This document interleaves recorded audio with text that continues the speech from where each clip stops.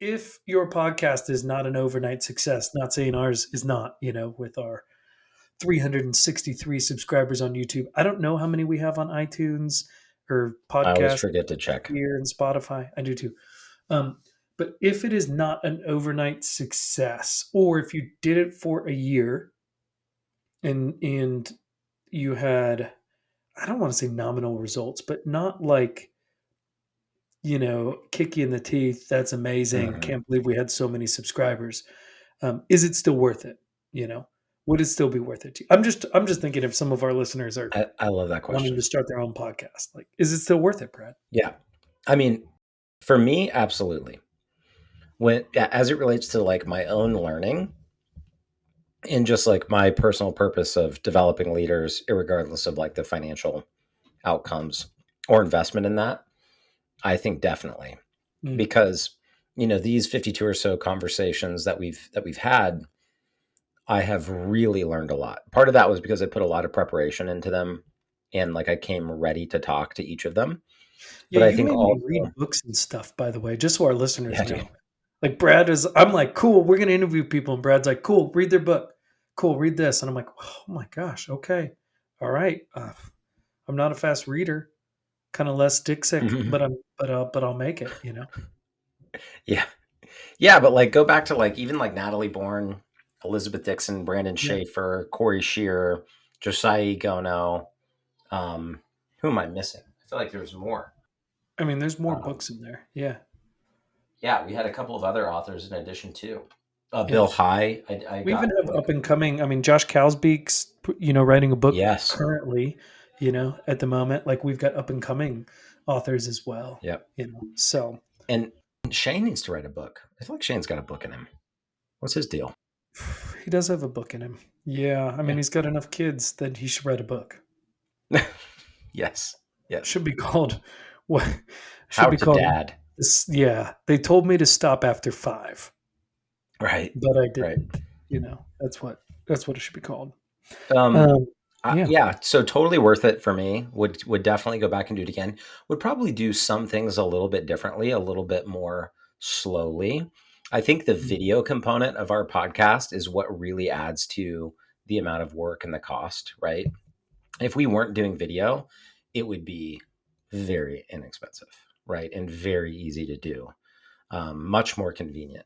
But I think once you add that video component and you have, like the mics and the lights and the camera and you have editing and all of the different video platforms, it's just like it does add a lot of layers. And yeah. so um maybe I would go audio only and start like that as opposed to like Hmm. the way we did it, which was just like full bore like. But honestly, like a lot of that has been super fun to me and super interesting. So, I wouldn't change it. Yeah. Um, but if I were going to make changes, if you were like, hey, what would you do differently? Sure. I might consider that a little bit. Um, I also think that interviewing others creates some interesting components too from a scheduling standpoint. Like, if it were you and me, it'd be like, hey, we're going to report, you know, we're going to do podcasts on Thursday at 4 p.m. Hmm. And it's just that's going to be our time. Hmm. But when you start to add in, busy people and leaders running companies and doing things get kind of hectic. So, yeah, man. How about you? What do you think? That's good feedback. That's good feedback. Yeah, I mean, yes, totally worth it. Not easy, that is for sure. Time consuming, kind of Yeah, a what was money. difficult? Yeah. I mean, yeah, I mean, most difficult is you don't usually, I would assume, I would assert, this is my experience and our experience. It's not like we're getting rid of other things while we're starting the podcast.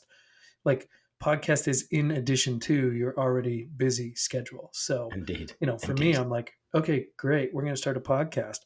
Well, there's probably not a better time to start it. Like, you're not going to be less busy, but at the same time, then you look over the course of a year and you're like, okay, so what happened? Well, I had twins, you had a kid. That's a lot of work. You continue to grow your coaching business. I started my coaching business. That's a lot of work.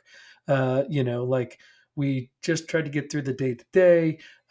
Mom passed away. Like there's all these different things, right? Hey, I'm going for a trip to California.